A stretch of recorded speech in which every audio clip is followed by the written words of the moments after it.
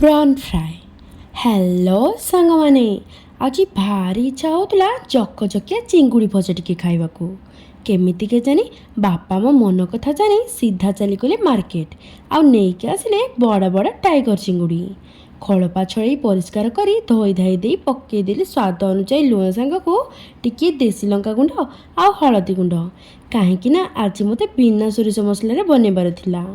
आउ तापरे कौन चिंगुड़ी को ओल्टेई पलटेई सल्टेई गरम करदेली कड़ई सोरिष तेल टिके ढाली पकईदेली सबू चिंगुड़ी तापरे ताको भल भाव गोले घाटी सिझिबाको घोड़नी घोड़े देली। सତରେ सांगमाने मते माछ भजा अपेक्षा ये चिंगुड़ी भारी भल लगे। से छोट चिंगुड़ी हो कि बड़ चिंगुड़ीर स्वाद किछि अलग प्रकार कहीं सेथिरु कंटा बाहर टेंशन न थाए।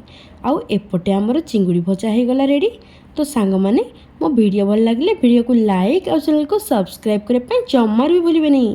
रही bye and thank you so much.